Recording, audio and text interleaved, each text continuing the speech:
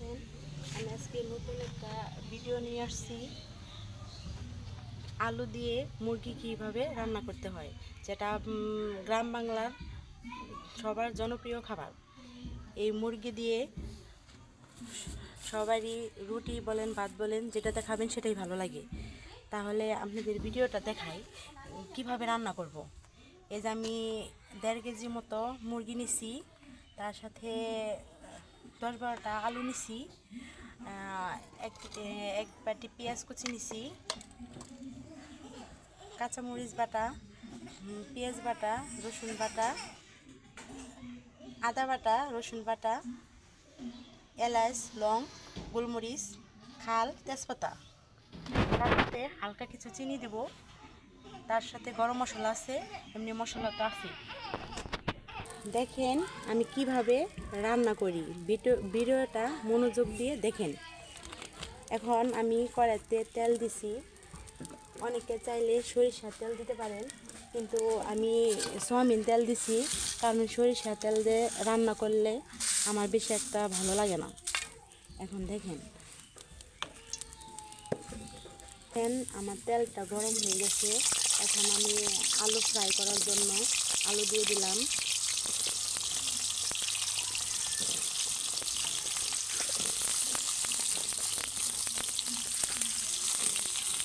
এরপরে 1/2 টেবিল চামচ হলুদের গুঁড়া, 1/2 টেবিল চামচ লবণ, এটা দিলাম যাতে আলুর ফ্লেভার কালারটা অনেক সুন্দর আসে।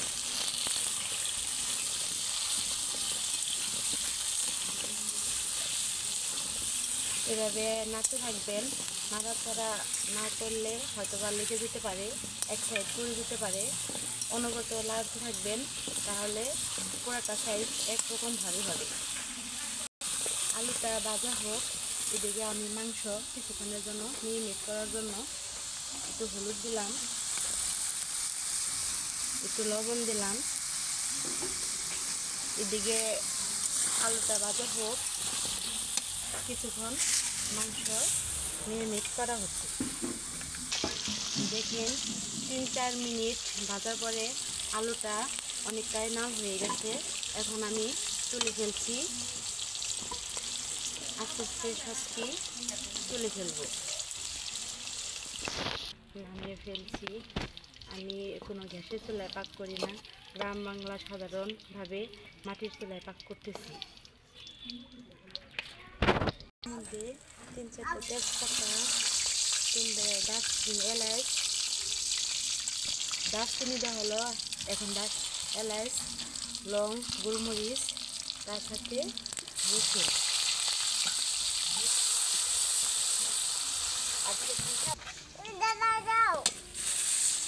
নাল হয়ে গেছে।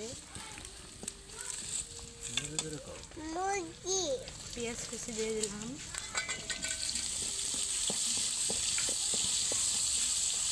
এখন পেঁয়াজটা ভাজা ভাজা করবো।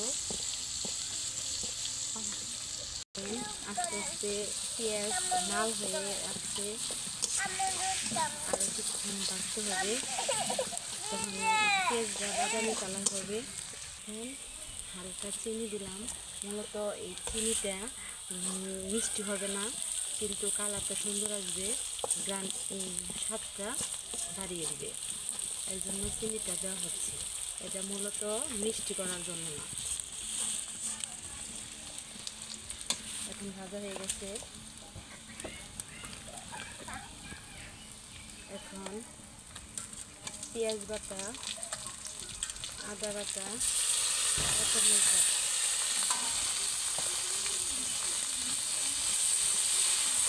দিয়ে 1-2 মিনিট নাড়াচাড়া করার পরে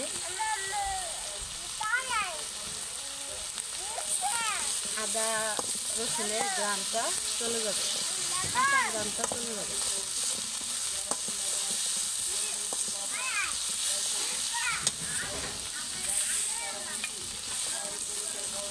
এখন দেখেন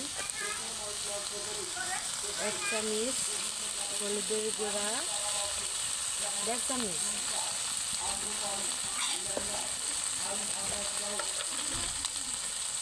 শুকনো মরিচের ফাঁকি 3 চামচ, জিরার ফাঁকি 1 চামচ,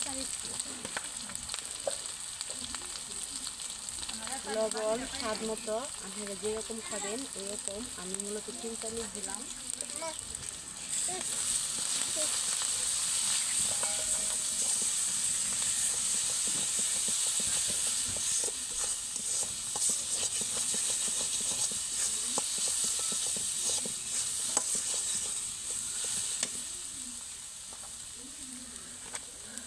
আর 1.5 চামচ ধনিয়া গুঁড়া, আর 1.5 চামচ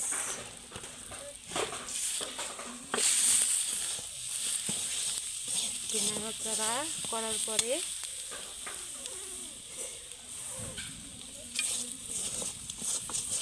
এখন একটু কষানোর জন্য পানি দিয়ে দিব।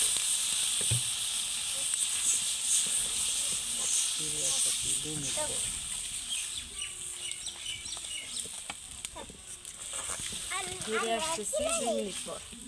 ফিরে আসলাম 2 মিনিট পর। দেখেন মশলা কষানো হয়ে গেছে। কিভাবে বুঝবেন মশলা কষানো হয়ে গেছে? দেখেন মশলা থেকে তেল ছাড়তেছে।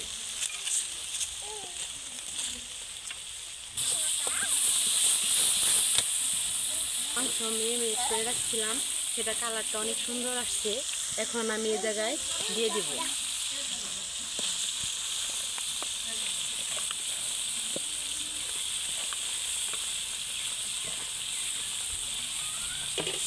এখন নাড়াচাড়া দিয়ে দিই। মাংস নাড়াচাড়া দিয়ে মিশিয়ে নিই মশলার সাথে।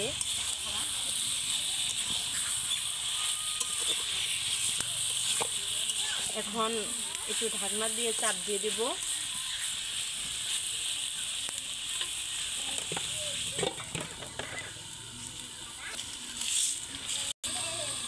কিছুক্ষণ পর ঢাকনাটা ঢুকিয়ে দিলাম। ঢুকিয়ে আবার নাড়াচাড়া দিতেছি, নয়তো লেগে যেতে পারে, যেহেতু আমি মাংসের মধ্যে কোনো পানি টানি দিই নেই।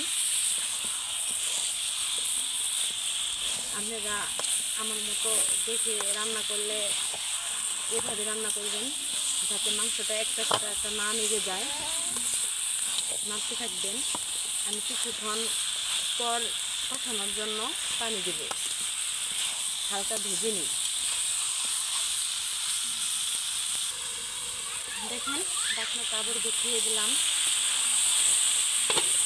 এখন কিছুক্ষণ কষানো হয়ে গেছে।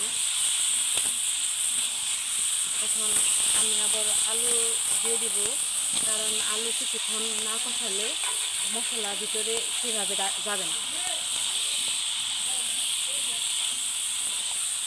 এখন 2-3 মিনিট নাড়াচাড়া দেওয়ার পর কষানোর জন্য পানি দিয়ে দেব।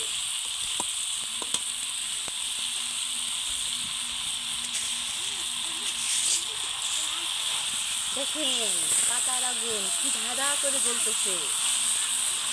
এরকম কি ঘষের চুলার পাওয়ার আছে? গ্রাম বাংলার মাটির চুলায় রান্নার খাওয়ার স্বাদটাই অন্যরকম। এটা ঘষের চুলায় পাওয়া যায় না। দেখেন কষানোর জন্য আমি হালকা পানি দিতেছি। পানি দিয়ে ঢাকনা দিয়ে ঢেকে দেবো। ফিরে আসবো 5-6 মিনিট পর। ফিরে আসলাম 5-6 মিনিট পর। দেখেন আমার মাংসটা কষানো হয়ে গেছে, কারণ অনেকে মাংসের মধ্যে গরম পানি দেয়, কিন্তু আমি দিই না, এর জন্য একটু বেশিক্ষণ কষাইলাম। এখন কষানো হয়ে গেছে ভালোভাবে। এখন সামান্য হালকা একটু ঝোল দেব, কারণ মাংসটা কষা কষা থাকবে।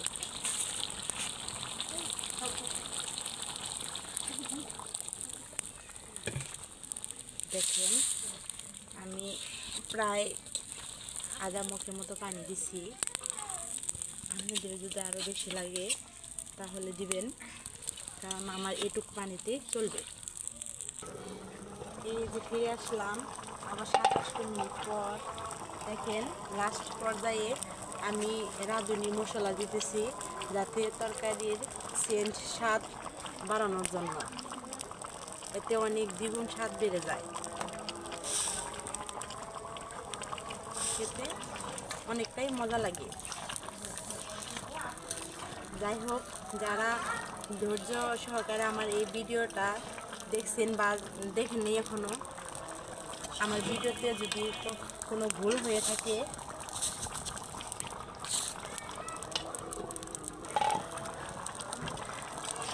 আমি প্রথম করতেছি এই ক্যামেরার সামনে রান্নার এই ভিডিও, ঠিক আছে? আমি কীভাবে করতে হয় মূলত সেটা জানি না। ভুল হলে ক্ষমা দৃষ্টিতে দেখবেন, আমাকে কমেন্টে জানিয়ে দিবেন, ভুলটা ধরিয়ে দিবেন, তবে তো আমি শিখতে পারবো। ভিডিও দেখে আমার ভিডিওতে সাবস্ক্রাইব করে দিবেন, যাতে আপনাদের সামনে আমি আবারও ভিডিও নিয়ে আসতে পারি, সেই সুযোগটা আমাকে করে দিবেন। তাহলে আমার ভিডিও এখন রান্না শেষ, আপনাদের দেখাচ্ছি। দেখেন, রাঁধতে রাঁধতে সন্ধ্যা হয়ে গেল, অতটা ভালোভাবে দেখা যাচ্ছে না। এখন আমি ভিডিওটা